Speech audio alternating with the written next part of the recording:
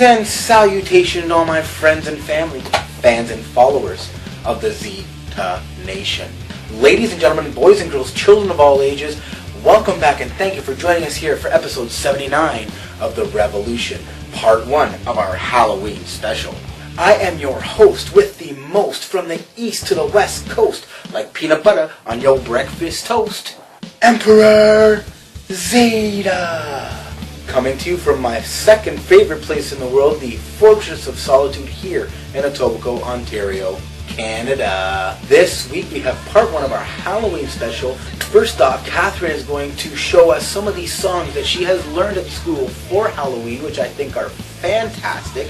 We have our predictions for Hell in a Cell coming on Sunday. Even Fred and Rob get into the Halloween spirit as they have, as I said, the first part of our Halloween special on Comic Book Day as well. Don't forget, come back next week for the second part of our Halloween special featuring some pumpkin carving and some trick-or-treating. One quick thing. So I've been back serving for about 2 months now, and the tips are pretty decent. Most of the guests that I had in my restaurant tipped very well. But there are the odd guests that think that 10% on any tab is a tip. I hate to tell you, but 10% is not a decent tip. It is not acceptable. You should be tipping 15 to 20% for good service. So once again, as I've said many times before, tip your servers well. They will remember you, and the next time that you come in, your dining experience will be even better than the previous one. Anyways, that is enough from me. Let's get on with the show. Rock and roll, baby!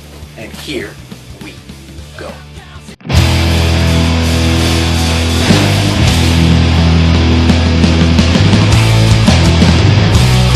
So Anthony's coming up on about 9.5 months. He is crazy. Absolutely crazy. He's got another tooth that's piercing through, so that's number 3, and number 4 is also on its way.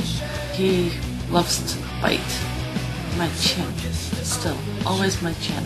We've got constant waving, now crawls over things. His stand-up to get to the bunny. He's obsessed with it. He is off formula onto hormone milk. He is 25 pounds, so he's like an oversized butterball. Catherine is something else. Apparently, Catherine is in love with a boy in her class. I'm not happy. Apparently, this boy likes her back. So we have our first official little crush. Catherine has a little boyfriend. I'm not happy. Big butterflies with those devilish eyes. That's when she put my hand in between her thighs. Night wasn't getting any younger. It was a sobering thought. So have another drink and give me all you got.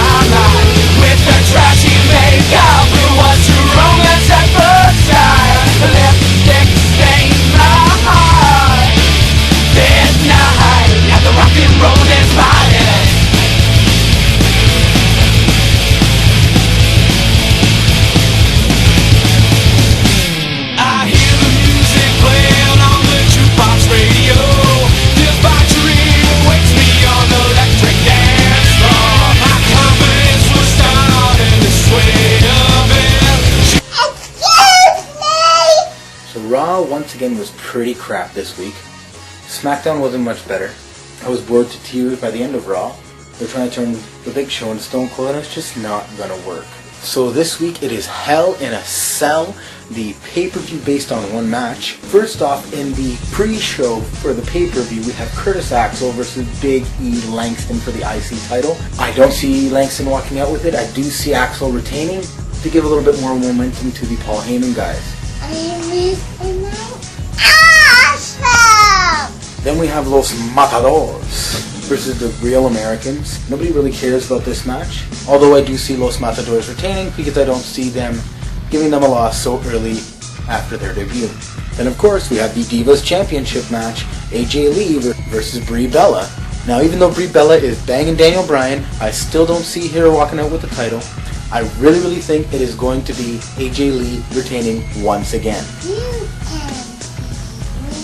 Then we have the World Heavyweight Championship featuring the return of the man, the true face of WWE, Mr. John Cena, taking on the champion, Alberto Del Rio. Now I'd like to say that I see Cena retaining, but I really don't see him walking out as champion. I see Del Rio somehow managing to find a way to escape Cena's wrath. I just hope Sandow cashes in. Then we have the WWE Tag Team Championships being defended in a triple threat tag match featuring the Usos versus The Shield and the Rhodes Brothers, Cody and Goldust. It's nice to see Cody and Goldust with the belts, but unfortunately I do not see them walking out with the titles. I think The Shield is going to somehow manage a way to get their titles back.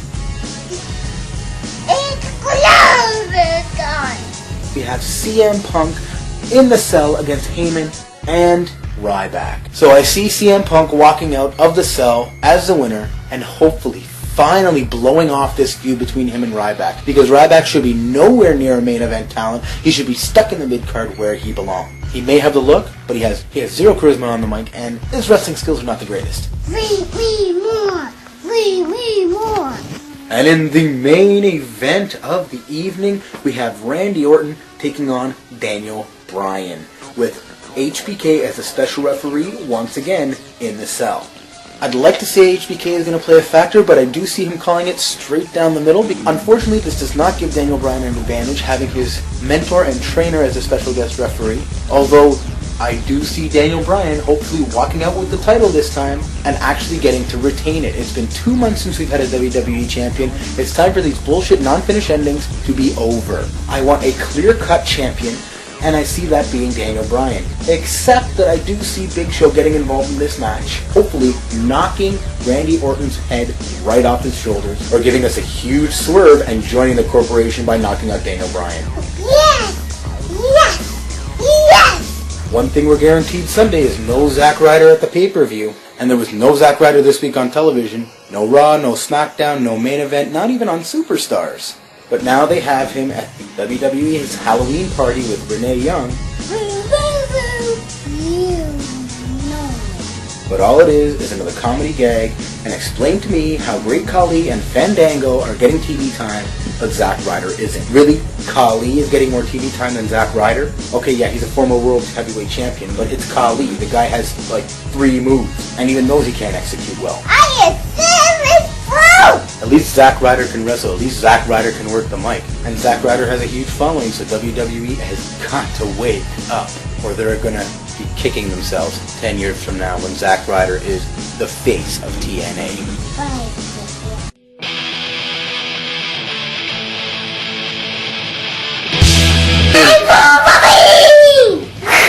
Because I want to see up here.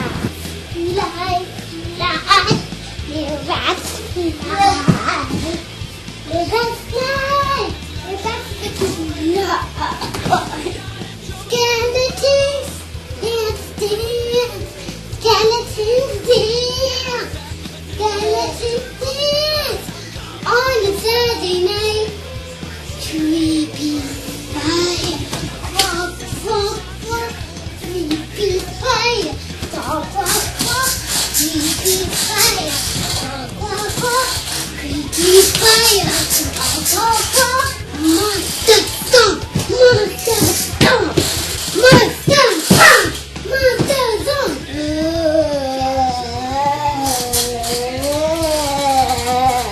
And then that song, the zombie song. Yes, fairy to make some Spider-Man.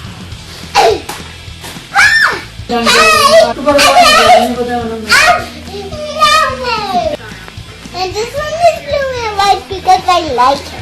And this one is all blue because you like it. And this one is gold because I like it. And this one's gold because I like it. And it's so cool and fake. A good wish for having. I live on Last one said, oh my goodness. Second one said, they're richer than it. Yeah. First one said, oh my, but we don't care. The fourth one said, honey. This one said, it's a Halloween fun.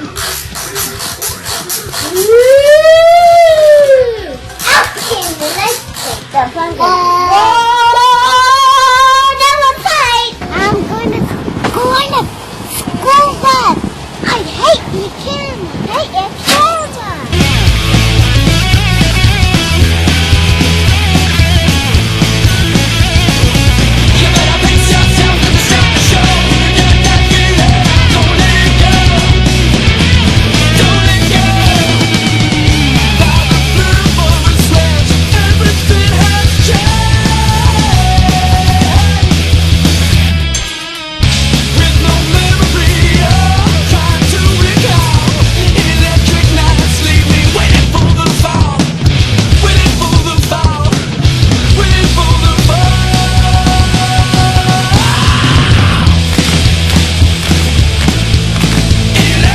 Well, hello people, it is comic book day. Once again here on Wednesday. It's kind of gloomy out today.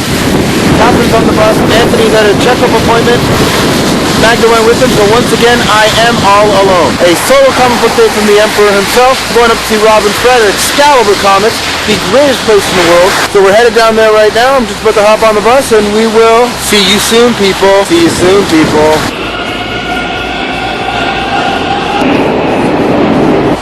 Here we are, back down here at Excalibur Comics, once again alone this week. Headed upstairs to see the boys, see who's around this week. Maybe we'll see Big Mike, maybe Paul will make a surprise appearance again.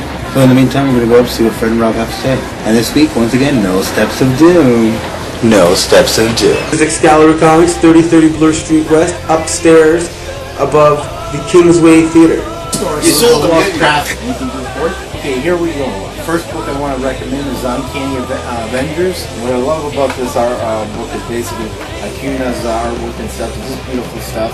And it's got a very interesting storyline that's going on right now. Of the Avengers books, this is probably one of my favorite books I actually look forward to. Mind you, New Avengers with Mike Diadal's artwork on it is also quite nice, so I would recommend that. So getting into another book that I have to recommend because it's Halloween, and that, of course, is Haunted Horror. This reprints some of the more interesting horror stories that were in the various comic books. But unlike those which are hard to find and expensive, you can pick up the $3.99, a nice 52-page book, and basically it reprints a lot of the early stuff with horror from the 50s. So I would strongly recommend Haunted Horror. And then let's move on to another book that I really like, and that is the Justice League, because basically it's the crime syndicate is now taking over the Justice League book, so it's interesting that they have Forever Evil in this book. And again, nicely done. Jeff Johns is an excellent writer. You know, like one particular book to pick up from DC, it would be the Justice League Forever Evil. Two books that have come up, which is kind of fun.